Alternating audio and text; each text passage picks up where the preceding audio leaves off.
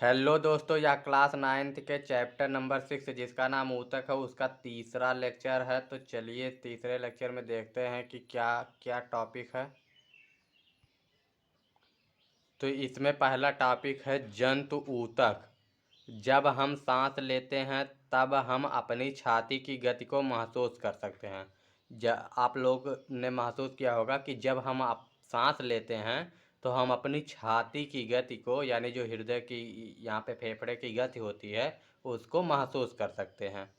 शरीर के ये अंग कैसे गति करते हैं? अब आप लोगों को क्या पता है कि शरीर के ये अंग कैसे गति करते हैं? तो ये अंग में कुछ विशेष कोशिकाएं यानी कुछ विशेष ऊतक होते हैं जिन्हें पेशीय ऊतक कहते हैं। उनकी मदद से ये गति करते हैं। इसके लिए हमारे पास कुछ विशेष कोशिकाएं होती हैं जिन्हें हम पेशीय कोशिकाएं कहते हैं। आप यहाँ से एक चीज़ मिल गया कि जो हमारी मतलब फेफड़ा होता है यानी छाती फेफड़ा होता है, वहाँ पे कौन सी कोशिकाएं या पेशीय होती, वहाँ पे कौन सी कोशिकाएं होती हैं? तो वहाँ पे पेशीय कोशिकाएं होती हैं। उन्हें पेशीय कोशिका कहते हैं। इन कोशिकाओं का फैलना और सिकुड़ना अंगों को गति प्रदान करता है। और ये जो कोशिकाएं होती हैं इनका फैलना और सिकुड़ना अंगों को गति प्रदान करता है। जैसे फेफड़ा हुआ, इनका फैलना तथा सिकुड़ना फेफड़े को गति प्रदान करता है। सांस लेते समय हम ऑक्सीजन लेते हैं, यह ऑक्सीजन कहाँ जाता है? अब जब हम सांस लेते हैं तो यह ऑक्सीजन फेफड़े में जाता है, फेफड़े से रक्त द्वारा या विभिन्न प्रकार की कोशिकाओं में चला जाता है। तो यह फेफड़ों द्वारा अवशोषित की जाती है तथा रक्त के साथ शरीर की सभी कोशिकाओं में पहुंच जाती है। हमने पहले ही बताया कि यह फेफड़े द्वारा अवशोषित की जाएगी, उसके बाद यह शरीर के विभिन्न अंगों में रक्त के द्वारा चली जाएगी। कोशिकाओं को ऑक्सीजन की आवश्यकता क्यों होती है? अब कोशिकाओं को ऊर्जा के लिए ऑक्सीजन की आवश्यकता होती है। माइटोकॉन्ड्रिया का कार्य इस प्रश्न के लिए एक संकेत देता है। माइटोकॉन्ड्रिया ऊर्जा पावर हाउस है, ऊर्जा का घर है।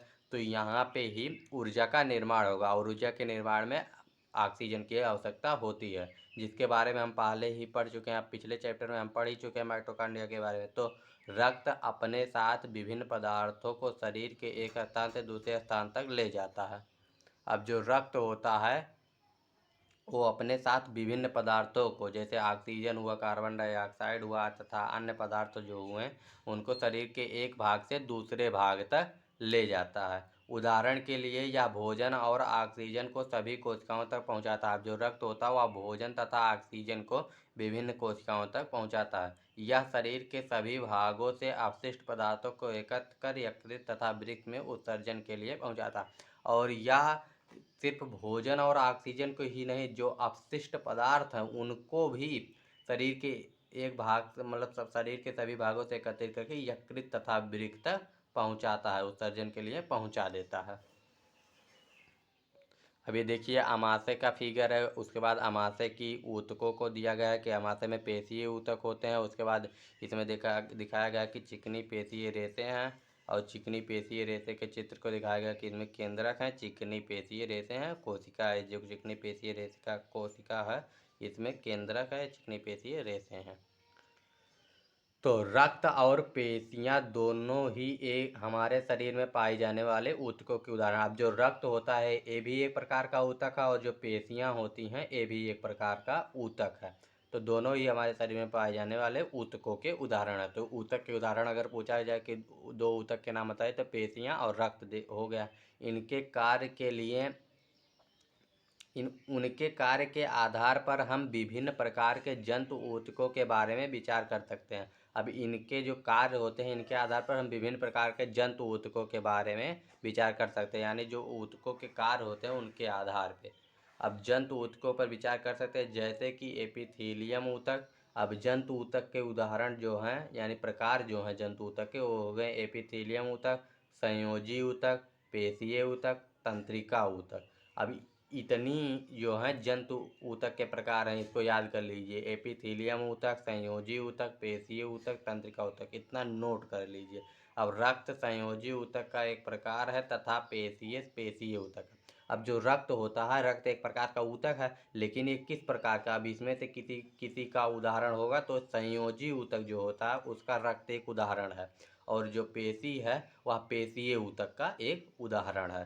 तो जंतु में जो ऊतक होते हैं वह चार प्रकार के होते हैं। पहला हो गया एपिथेलियम ऊतक, दूसरा हो गया संयोजी ऊतक, तीसरा हो गया पेशीय ऊतक, चौथा हो गया तंत्रिका ऊतक। चार प्रकार के ऊतक जंतु में पाए जाते हैं।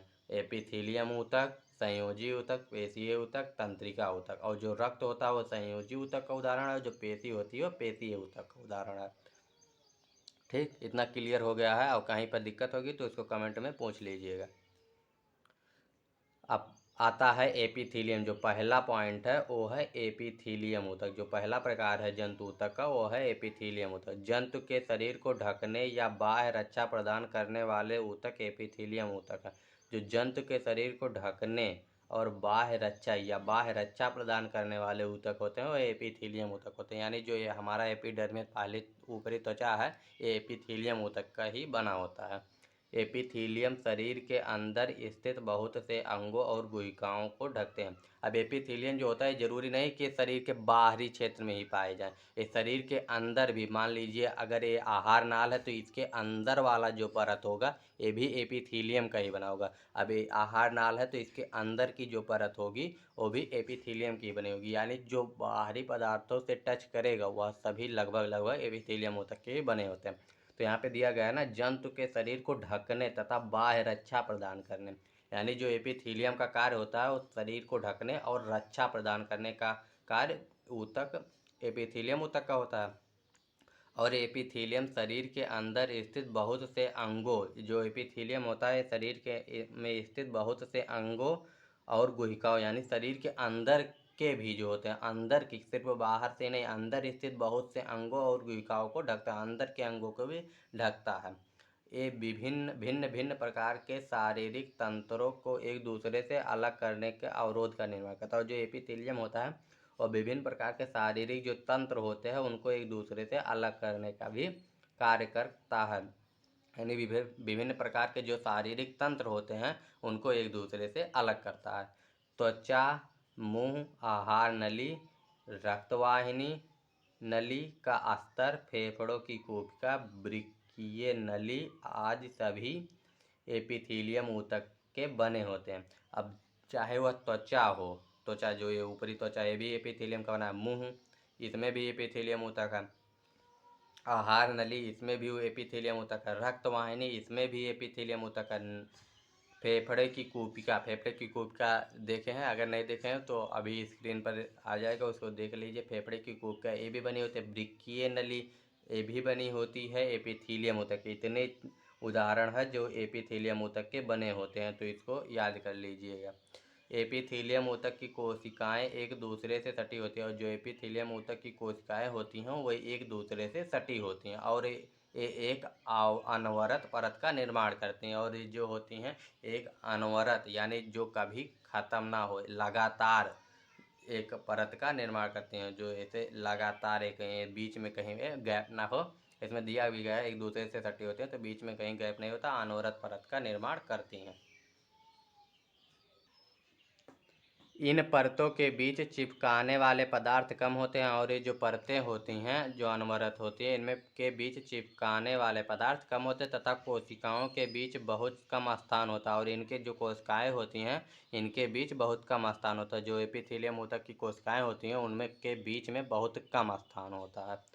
स्पष्टता, जो भी पदार्थ शरीर में प्रवेश करता है या बाहर निकलता है वह एपिथेलियम किसी परत से होकर अवश्य गुजरता है। और जो भी पदार्थ शरीर में प्रवेश करेगा या बाहर निकलेगा वह एपिथेलियम की परत से होकर अवश्य गुजरेगा। वह कहीं ना कहीं पर अपने मार्ग में एपिथेलियम की परत से होकर जरूर गुजरेगा।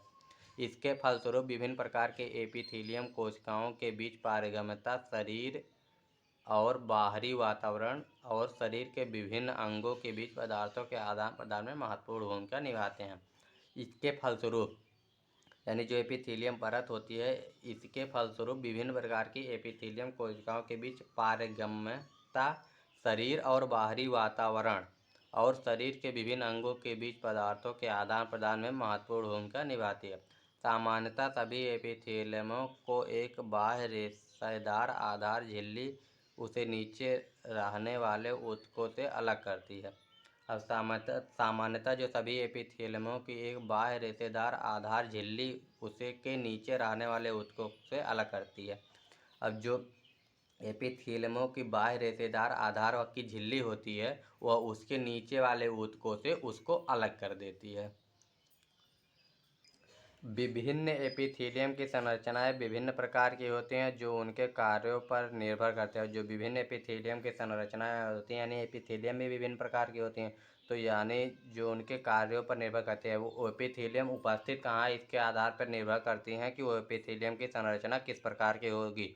उदाहरण के लिए कोशिकाओं में रक्त नलिका अस्तर या कूपिका, जो कोशिकाओं में रक्त नलिका होती है या कूपिका होती है जहाँ पदार्थों का संवहन वर्णात्मक पारगम्य झिल्ली द्वारा होता है। जहाँ पे पदार्थों का संवहन जो होता है वर्णात्मक पारगम्य झिल्ली द्वारा होता है वहाँ पर चपटी एपिथेलियम ऊतक की कोशिकाएं पाई जाती हैं।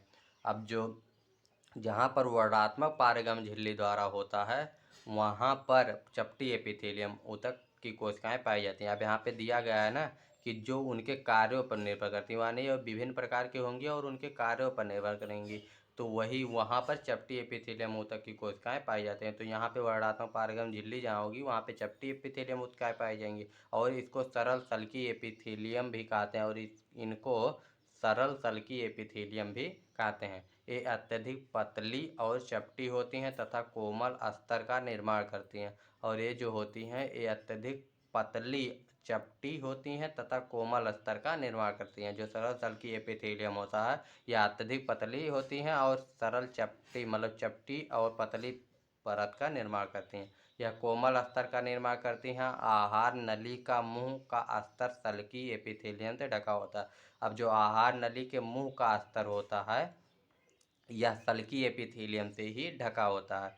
शरीर का रक्षात्मक कवच अर्थात त्वचा इन्हीं सल्की एपिथेलियम का बना होता है। अब सल्की एपिथेलियम पूछा जाए कि सल्की एपिथेलियम कहाँ कहाँ पे पाया जाता है, तो मुंह का अस्तर और शरीर का रक्षात्मक कवच अर्थात त्वचा, ये दोनों चीज़ें सल्की एपिथेलियम की बनी होती है। त्वचा की एपिथेलियम कोशिकाएं इनको कटने तथा फटने से बचाने के लिए कई परतों में व्यवस्थित होती हैं। और जो त्वचा की एपिथेलियम कोशिकाएं होती है इनको कटने और फटने से बचाने के लिए कई परतों में व्यवस्थित होती हैं। यानी जो त्वचा में एपिथेलियम की कोशिकाएं होती हैं वो कई परतों में व्यवस्थित होती हैं। चूँकि ये कई परतों के पैटर्न में व्यवस्थित होती हैं इसलिए इन एपिथेलियम को आस्तरित सल्की एपिथेलियम कहते हैं। यानी जो सल्की एपिथेलियम होता है जो त्वचा में पाया जाता है इसे आस्तरित सल्की एपिथेलियम कहते हैं। अब ये बगल में फिगर दे सकते हैं ये आस्तरित सल्की ये एपिथेलियम, इन पे देख लीजिए कई परतों में ये व्यवस्थित है, विभिन्न प्रकार की परतों में व्यवस्थित है, इसीलिए इन्हें आस्तरित सल्की एपिथेलियम कहते हैं। त्वचा में पाई जाती हैं। अब आगे बढ़ते हैं। जहाँ अवशोषण और श्रावण होता है जैसे आंत के भीतरी स्तर में वहाँ लंबी एपिथेलियम कोशिकाएं मौजूद होती हैं। अब जहाँ पे अवशोषण होगा और श्रावण होगा जैसे कि आंत में, तो वहाँ पे लंबी एपिथेलियम की कोशिकाएं मौजूद होती हैं। यह स्तंभाकार एपिथेलियम एपिथेलियमी अवरोध को पार करने में सहायता प्रदान करती हैं। और जो लंबी एपिथेलियम कोशिकाएं होती हैं या स्तंभाकार एपिथेलियम एपिथेलियमी अवरोध को पार करने में सहायता होती हैं। लंबी होती हैं तो इन्हें यानी इसलिए इन्हें स्तंभाकार एपिथेलियम कहते हैं और ये एपिथेलियमी अवरोध को पार करने में सहायता करती हैं। श्वास नली में स्तंभाकार एपिथेलियम ऊतक में पक्षमाभ यानी जो सीलिया होते हैं जो कि एपिथेलियम ऊतकों की कोशिकाओं की सतह पर बाल जैसी रचनाएं होती हैं। अब जो श्वास नली में होती हैं वह स्तंभाकार एपिथेलियम यानी वह एपिथेलियम अब श्वास नली में जो होते हैं स्तंभाकार एपिथेलियम पाई जाती हैं और इन ऊतकों में पक्षमाभ यानी सीलिया होते हैं यानी छोटे छोटे ऐसे रेशे होते हैं। मान लीजिए एपिथेलियम का स्तर है तो इस पर छोटे छोटे ऐसे रेशे होंगे।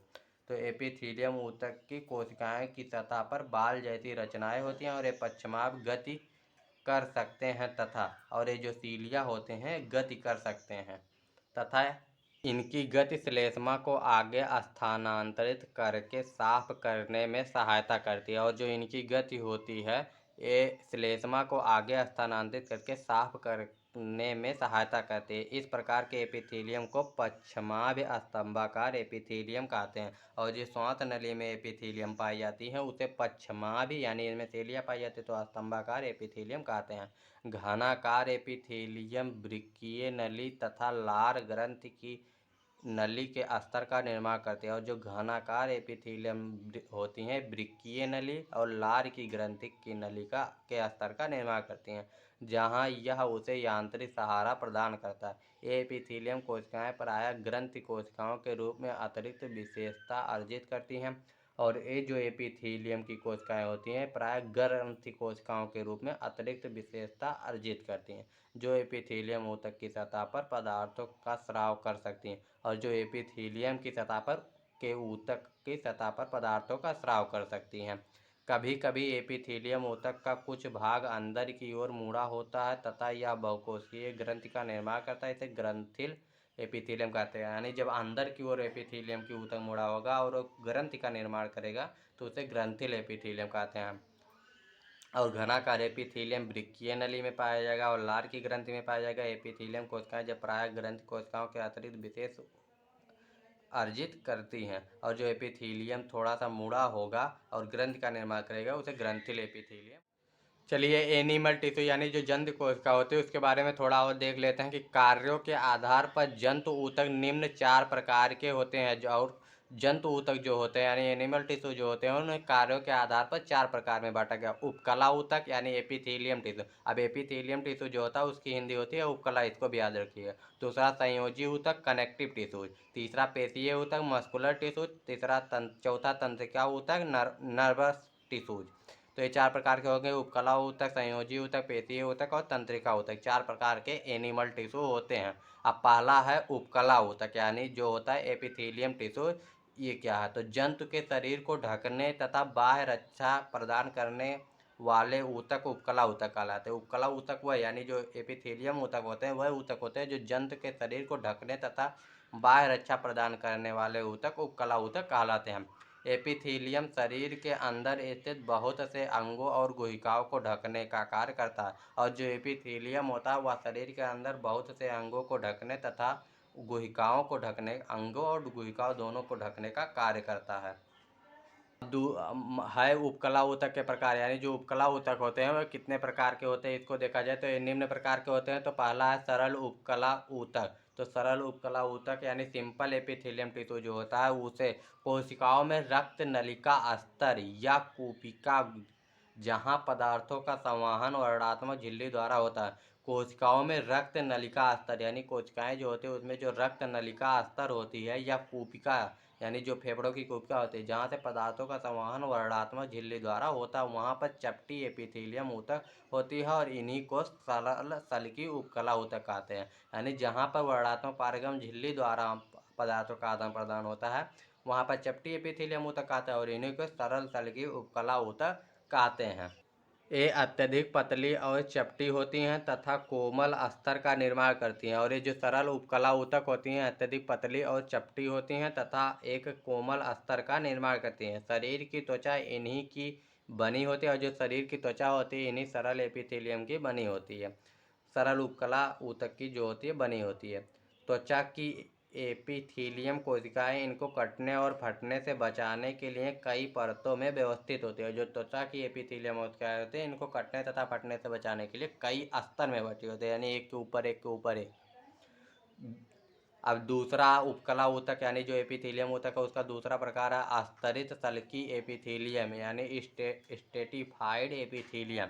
जो अस्तरित सल्की एपिथेलियम होता है वह क्या होती हैं, तो त्वचा की उपकला कई परतों में व्यवस्थित होती हैं इसलिए इन एपिथेलियम को अस्तरित सल्की एपिथेलियम कहते हैं। अब त्वचा की जो परतें होते हैं वो कई एपिथेलियम में मतलब कई परतों में व्यवस्थित होती हैं इसलिए इन परतों को अस्तरित एपिथेलियम कहते हैं। अब जो त्वचा की परतें होती कई परतों में व्यवस्थित होती है इसलिए इन्हें अस्तरित सल्की एपिथेलियम कहते हैं। अब तीसरा है पश्चिमाभ स्तंभाकार एपिथेलियम यानी सीलिया वैसे एपिथेलियम जिन पे सीलिया पाई जाती है। तो जहाँ अवशोषण और श्रावण तो जहाँ पर अवशोषण और श्रावण होता है जैसे आंत के भीतरी स्तर में तो वहाँ पर लंबी एपिथेलियम कोशिकाएं मौजूद होती हैं यानी जो एपिथेलियम कोशिकाएं होती हैं वो लंबी होती हैं और यहाँ स्तंभाकार एपिथेलियम अवरोधों को पार करने में सहायता प्रदान करता है। और जो ये स्तंभाकार एपिथेलियम होती है एपिथेलियमी अवरोध को पार करने में सहायता करती है।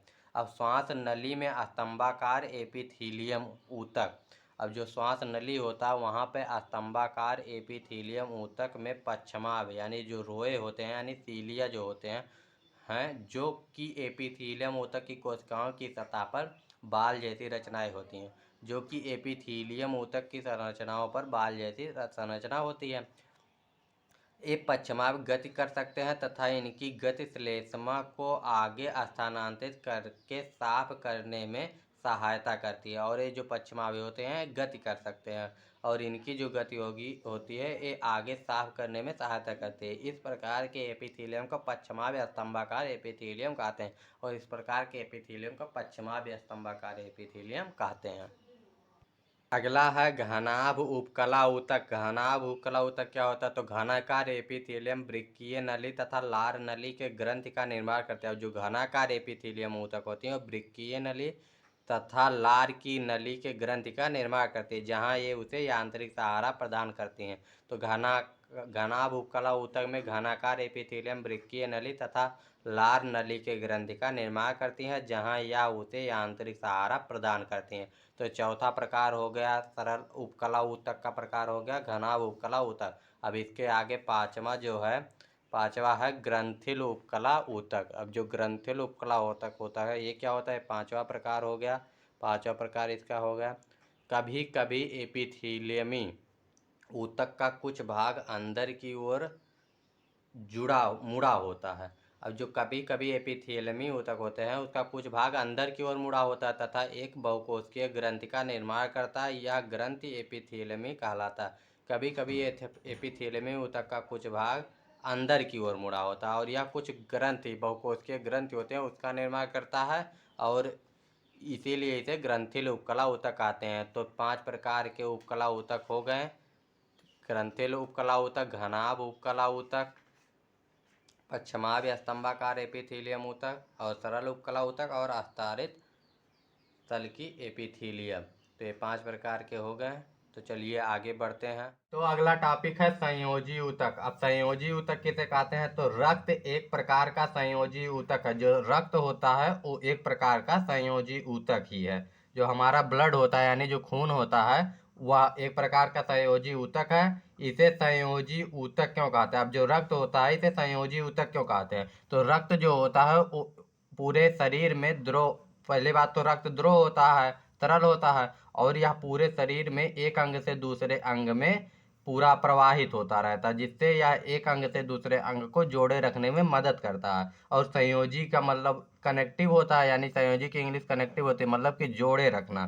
तो इसीलिए रक्त एक संयोजी ऊतक है। इस अध्याय की भूमिका में इस संबंध में एक संकेत दिया गया है और इस संबंध में कि रक्त संयोजी ऊतक क्यों है इसके बारे में इस अध्याय की भूमिका में दिया भी गया है। आइए अब हम इस तरह के ऊतक के बारे में विस्तृत जानकारी लें। आइए अब हम संयोजी ऊतक के बारे में विस्तृत जानकारी प्राप्त करें। संयोजी ऊतक की कोशिकाएं आपस में कम जुड़ी होती हैं और जो कनेक्टिव टिश्यू यानी संयोजी ऊतक होता है उनकी कोशिकाएं आपस में कम जुड़ी होती है, मतलब बहुत ज़्यादा अच्छे से जुड़ी नहीं होती हैं। और अंतर कोशिकीय आधात्री, और जो अंतर कोशिकीय यानी कोशिकाओं के बीच में आधात्री जो मैट्रिक्स होता है में धसी होती हैं और इनकी कोशिकाएं अंतर कोशिकीय आधात्री में धसी होती हैं। चित्र 6.10। अभी पूरे सभी फिगर को ध्यान से देखेंगे। यह आधात्री जेली की तरह तरल, सघन या कठोर हो सकती है और ये जो आधात्री होती है यह जेली की तरह तरल, सघन और या कठोर हो सकती है। यानी ये जिस प्रकार जेली होता है अर्ध तरल होता है उसी प्रकार यह तरल, सघन और कठोर हो सकती है। आधात्री की प्रकृति विशिष्ट संयोजी ऊतक के कार्य के अनुसार बदलती रहती है और जो आधात्री होती है उसकी प्रकृति विशिष्ट संयोजी ऊतक के कार्यों के अनुसार बदलती रहती है। अब क्रियाकलाप 6.4 में देखते हैं कि रक्त की एक बूंद स्लाइड लें और उसे मौजूद विभिन्न कोशिकाओं को सूक्ष्मदर्शी से देखें। जो रक्त होता है उसमें जो मौजूद कोशिकाएं होती हैं, चाहे वो आरबीसी हुआ, डब्ल्यूबीसी हुआ और जो सभी हुए लिम्फोसाइट, मोनोसाइट, प्लेटलेट्स जो भी हुए सबको सूक्ष्मदर्शी से देखें। तो सूक्ष्मदर्शी से देखने पर क्या दिखाई देता है? तो देख लेते हैं। तो ये देखिए, ये विभिन्न श्वेत रक्त कणिकाएं हैं, जो सब हैं तभी सभी श्वेत रक्त कणिकाएं हैं। अब आगे जब जाएंगे तो आपको पता चलेगा कि कितने श्वेत रक्त कणिकाएं होती है, कितनी लाल रक्त कणिकाएं होती है। अभी देख लीजिए, न्यूट्रोफाइल, इओसिनोफिल, क्षारकंजी।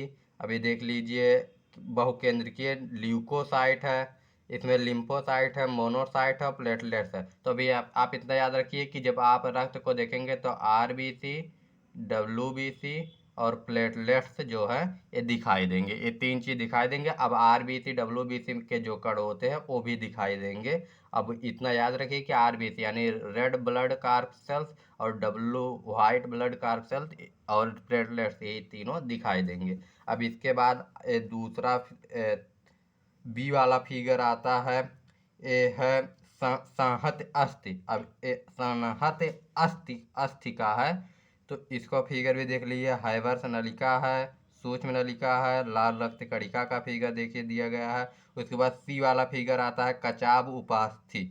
अब एक कचाब उपास्थि है, इसको देख लीजिए। उसके बाद डी वाला फिगर आता है वसामय ऊतक। अब ये वसामय जो ऊतक होते हैं उसका दिया गया है फिगर। और तीसरा चौथा यानी पांचवा जो है एरियोल ऊतक का फिगर दिया गया है। ये एरियोल ऊतक का फिगर है, तो इसको देख लीजिए। ये चित्र 6.10 हो गया। अब रक्त के तरल आधात्री भाग को प्लाज्मा कहते हैं। अब जो रक्त का तरल आधात्री भाग होता है उसे प्लाज्मा कहते हैं। ये पॉइंट नोट कर लीजिए। तो रक्त का जो तरल आधात्री भाग होता है उसे प्लाज्मा कहते हैं। अब प्लाज्मा में का होता है, लाल रक्त कणिका, श्वेत रक्त कणिका तथा प्लेटलेट्स मिले होते हैं, यानी निलंबित होते हैं, जो मिले होते हैं।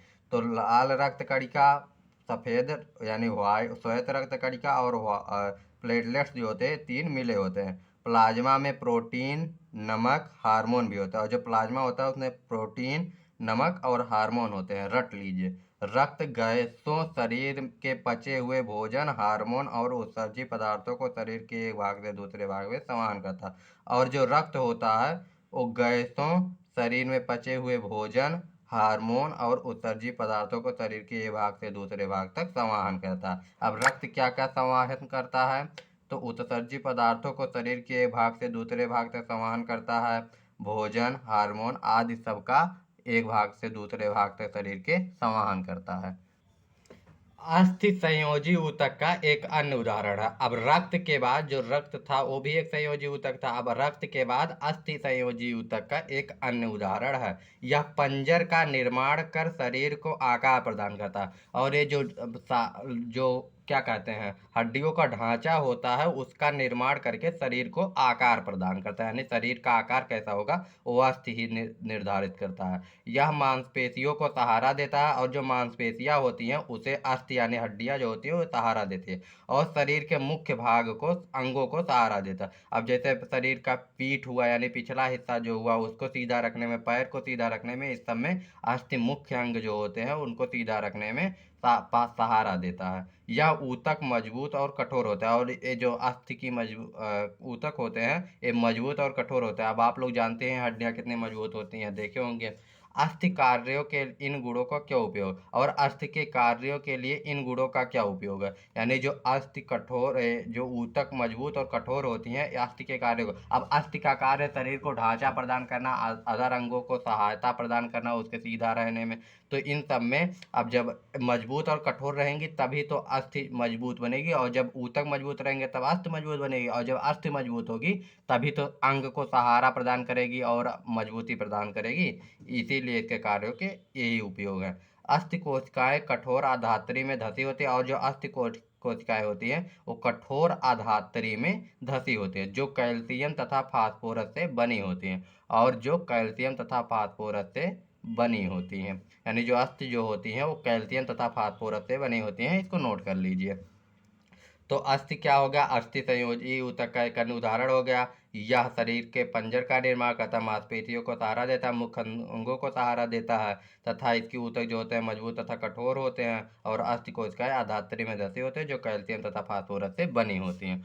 दो अस्थियां आपस में एक दूसरे से एक अन्य संयोजी ऊतक जिसे स्नायु। अब जो दो अस्थियां होती यानी एक अस्थि ये हो गया और एक अस्थि हो गया, तो दो अस्थियां आपस में एक दूसरे अन्य संयोजी ऊतक जिसे स्नायु अस्थि बंधन तंतु कहते हैं से जुड़े होते हैं। मतलब ये दोनों के बीच में एक स्नायु होगा, मतलब एक स्नायु संरचना होगी जो दो अस्थियों को आपस में जोड़े रखेगी। तो स्नायु जो होता है, अब इसको नोट कर लीजिए, दो अस्थियों को आपस में जो जोड़ता है उसे स्नायु कहते हैं।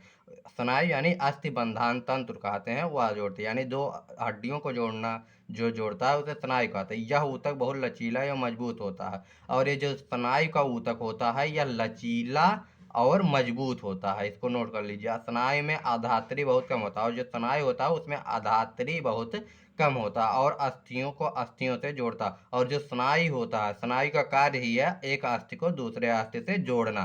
तो इसको भी देख लीजिएगा। एक अन्य प्रकार का संयोजी ऊतक कंडार यानी टेंडान जो होता है, वो एक अन्य प्रकार का संयोजी ऊतक है जो अस्थियों से मांसपेशियों को जोड़ता है। और जो टेंडान का कार्य है वो अस्थियों को मांसपेशियों से जोड़ना है, यानी एक हड्डी को दूसरे मांसपेशी से जोड़ने का कार्य कंडरा यानी टेंडान का होता है। कंडरा मजबूत तथा सीमित लचीलेपन वाले रेशेदार ऊतक, और जो कंडरा होता है मजबूत तथा सीमित लचीलेपन वाले ऊतक होते हैं। अब जो स्नायु होता है ये लचीला एवं मजबूत होता है, और जो कंडरा यानी टेंडान होता है यह सीमित लचीला होता है और रेशेदार ऊतक होता है। इन दोनों में यही फर्क है। तो देख लीजिए, दो अस्थियों को जोड़ने वाला स्नायु और अस्थि को मांसपेशी से जोड़ने वाला कंडरा यानी टेंडान होता है। तो आगे बढ़ते हैं। उपास्थि यानी कार्टिलेज एक अन्य प्रकार का ऊतक है। अब देखिए, तीसरा जो संयोजी ऊतक है वो हो गया उपास्थि। पहला था रक्त, दूसरा था अस्थि और तीसरा हो गया उपास्थि। अब जिसमें कोशिकाओं के बीच पर्याप्त स्थान होता है। अब जो उपास्थि होता है इसकी कोशिकाओं के बीच पर्याप्त स्थान होता है। जो रक्त होता है उसके बीच नहीं होता, अस्थियां होती है उसके बीच भी नहीं होता, लेकिन जो उपास्थि होता है इसकी कोशिकाओं के बीच पर्याप्त स्थान होता है, जिसमें कोशिकाओं के बीच पर्याप्त स्थान होता है। इसकी ठोस अधात्री प्रोटीन और शर्करा की बनी होती है। अब इसकी जो ठोस अधात्री होती है वो प्रोटीन और शर्करा की बनी होती है। यह अस्थियों को जोड़ों को चिकना बनाते हैं, और जो होता है अधात्री होती है अस्थियों के जोड़ों को चिकना बनाती है। उपास्थि नाक, अब देखिए उपास्थि कहाँ कहाँ पर पाई जाएगी, कान, कंठ, श्वास नली में उपस्थित होती है। यानी उपास्थि नाक, कान, कंठ और श्वास नली में उपस्थित होती है। हम कान की उपास्थि को मोड़ सकते हैं, और जो कान होता है उसकी उपास्थि को हम मोड़ सकते हैं, परंतु हाथ की अस्थि को नहीं। देख लीजिए, जो उपास्थि होता है वो लचीला होता है, और जो अस्थि होता है यानी अब हाथ को बीच से कहीं तो मोड़ नहीं सकते, जहाँ पे जुड़ा होगा। अब देखिए यहाँ पे जो हाथ है यहाँ पे जुड़ा है, तो यहाँ पे क्या होगा, यहाँ पे स्नायु है, यहाँ पे जो हड्डियां होगी उसमें स्नायु लगा होगा। अब इसको बीच से तो कहीं से मोड़ नहीं सकते, लेकिन जो कान होता है उसको कहीं से भी मोड़ सकते हैं, तो उसमें उपास्थि होता है ना कि अस्थि होता है। तो उपास्थि नाक, कान, कंठ, श्वास नली आदि में उपस्थित होता है। हम कान की उपास्थि को मोड़ सकते हैं, परंतु हाथ की अस्थि को। सोचिए दो ऊतक किस प्रकार भिन्न है। तो जो उपास्थि होता है वो ज्यादा कठोर होता है, और जो अस्थि होता है वो लचीला होता है। यही अंतर इन दोनों में है। एरियोल संयोजी ऊतक त्वचा और मांसपेशियों के बीच रक्त नलिकाओं के चारों ओर तथा नसों और अस्थि मज्जा में पाए जाते हैं। अब एक और प्रकार का संयोजी ऊतक है एरियोल। अब एरियोल संयोजी ऊतक जो है वो त्वचा, मांसपेशियों के बीच, रक्त नलिका के चारों ओर और नसों और अस्थिमज्जा में पाया जाता है। अब जो एरियोल संयोजी ऊतक होता है वह त्वचा, मांसपेशियों के बीच, रक्त नलिका के चारों ओर तथा नसों में के अस्थिमज्जा में पाया जाता है। ये जरूरी है कि कौन सी अस्थि यानी कौन सा जो संयोजी ऊतक है वो कहाँ पे पाया जाता है, इसको जरूर याद रखिएगा। यह अंगों के भीतर के खाली जगह को भरता है, और जो एरियोल संयोजी ऊतक होता है यह अंगों के बीच जो खाली स्थान होता है उसको भरता है। आंतरिक अंगों को सहारा प्रदान करता है और ऊतकों की मरम्मत में सहायता करता है, और यह आंतरिक अंगों में को सहारा प्रदान करता है। एरियोल जो संयोजी ऊतक होता है और आंतरिक अंगों को सहारा प्रदान करता है, ऊतकों को मरम्मत में सहायता करता है। हमारे शरीर में वसा वहाँ संचित होती है। हमारे शरीर में कहाँ वसा संचित होती है। अब क्वेश्चन उठ रहा है कि हमारे शरीर में वसा कहाँ संचित होती है, जिसको पता होगा वह कमेंट में बताएगा। तो आगे बढ़ते हैं कि हमारे शरीर में वसा कहाँ संचित है। तो हमारे शरीर में वसा जो ऊपरी त्वचा है इसके नीचे जो होता है एक परत होती है, वहीं पे वसा संचित होती है। चलिए आगे देखते हैं। वसा का संग्रह करने वाले वसामय ऊतक जो होते हैं, यानी जो वसा का संग्रह करने वाले वसामय ऊतक होते हैं, वो त्वचा के नीचे आंतरिक अंगों के बीच में पाए जाते हैं। ये जो त्वचा होती है एपिडर्मिस, इसके नीचे जो होता है आंतरिक अंगों में पाया जाता है। इस ऊतक की कोशिकाएं वसा की गोलिकाओं से भरी होती हैं, और ये जो वसामय ऊतक की कोशिकाएं होती हैं, ये गोलिकाओं से भरी होती हैं। वसा संग्रहित होने के कारण यह ऊष्मीय कुचालक का भी कार्य करते हैं, और वसा के संग्रह होने के कारण यह ऊष्मीय कुचालक का भी, यानी ऊष्मा के कुचालक का भी कार्य करती हैं। तो जो अस्थि हो गया, अस्थि को अस्थि से जोड़ने वाला, और टेंडान हो गया, और स्नायु हो गया, स्नायु हो गया, और जो अस्थि को मांसपेशियों से जोड़े वो टेंडान हो गया, और जो उपास्थि होता है वह आधात्री तथा प्रोटीन तथा शर्करा, उसकी जो मतलब वो जो होता है लचीला होता है, और उसकी कोशिकाओं के बीच पर्याप्त स्थान होता है, तथा उसकी आधात्री प्रोटीन तथा शर्करा की बनी होती है। उपास्थि कहाँ कहाँ पाया जाता है? तो नाक, कान, कंठ और श्वास नली में पाया जाता है। एरियोल कहाँ कहाँ पे पाया जाता है? तो एरियोल मांसपेशियों के बीच, रक्त नलिका के चारों ओर, त्वचा तथा नसों और अस्थिमज्जा में पाया जाता है। तो ये हो गया। चलिए अब थोड़ा संयोजी ऊतक के बारे में और देख लेते हैं। हाँ, तो संयोजी ऊतक की कोशिकाएं आपस में कम जुड़ी होती है। जो संयोजी ऊतक होता है उसकी कोशिकाएं आपस में कम जुड़ी होती हैं, और अंतर कोशिकीय आधात्री यानी जो मैट्रिक्स होता है वो उसमें धसी होती हैं, और यह आधात्री जैसे कि तरल, सघन या कठोर हो सकती है। और ये जो आधात्री होते हैं जिसमें धसी होती हैं, यह तरल, सघन या कठोर हो सकती हैं। आधात्री की प्रकृति विशिष्ट संयोजी ऊतक की प्रकृति के अनुसार बदलती रहती है, और ये जो मैट्रिक्स होता है और जो आधात्री होता है, इसकी प्रकृति विशिष्ट संयोजी ऊतक की प्रकृति के अनुसार बदलती रहती है। रक्त के तरल आधात्री भाग को प्लाज्मा कहते हैं, और जो रक्त का आधात्री भाग होता है उसे प्लाज्मा कहते हैं। प्लाज्मा में आरबीसी, डब्ल्यूबीसी तथा प्लेटलेट निलंबित होते हैं, यानी मिले हुए होते हैं। प्लाज्मा में प्रोटीन, नमक तथा हार्मोन भी होते हैं। शरीर के पचे हुए भोजन, हार्मोन और उत्सर्जी पदार्थों को शरीर के एक भाग से दूसरे भाग तक संवहन करता है। रक्त जो होता है शरीर के पचे हुए भोजन, हार्मोन, गैस तथा उत्सर्जी पदार्थों का एक भाग से दूसरे भाग तक परिवहन करता है। अस्थि जो होता है, अब अस्थि क्या होता है? तो अस्थि संयोजी ऊतक का उदाहरण है। यह पंजर का निर्माण कर शरीर को आकार प्रदान करता है। यह मांसपेशियों को सहारा देती है और शरीर के मुख्य अंगों को सहारा देती है। जो अस्थि होती है यह संयोजी ऊतक का एक उदाहरण है, आप लोग पहले से ही जानते हैं। यह पंजर का निर्माण करती है, शरीर को आकार प्रदान करता है, यह मांसपेशियों को सहारा देती है और शरीर के मुख्य अंगों को सहारा प्रदान करती है। और जो अस्थि होता है शरीर के मुख्य अंगों को सहारा प्रदान करता है। अस्थि कोशिकाएं कठोर आधात्री में धसी होती है, और जो अस्थि की कोशिकाएं होती हैं कठोर आधात्री में धसी होती है। स्नायु किसे कहते हैं? दो अस्थियां आपस में एक दूसरे से जिससे जुड़ी होती हैं उसे स्नायु कहते हैं। अब जो स्नायु होता है, जो दो अस्थियां आपस में जोड़ता है उसे स्नायु कहते हैं, यानी दो अस्थियां आपस में जिससे जुड़ी होती है उसे स्नायु कहते हैं। यह ऊतक बहुत लचीला एवं मजबूत होता है, और यह जो ऊतक होता है बहुत लचीला एवं मजबूत होता है, और अस्थियों को अस्थियों से जोड़ता है, और यह अस्थियों को अस्थियों से जोड़ता है। अब कंडरा यानी टेंडन किसे कहते हैं? तो ऐसा संयोजी ऊतक जो अस्थियों को मांसपेशियों से जोड़ता है कंडरा कहलाता है। कंडरा मजबूत तथा सीमित लचीलेपन वाले रेशेदार ऊतक होता है। जो कंडरा होता है वो सीमित लचीलेपन वाला ऊतक होता है। अब इसके बाद आता है कि उपास्थि किसे कहते हैं? तो यह एक अन्य संयोजी ऊतक है जिसमें कोशिकाओं के बीच पर्याप्त स्थान होता है। इसकी ठोस आधात्री प्रोटीन और शर्करा की बनी होती है।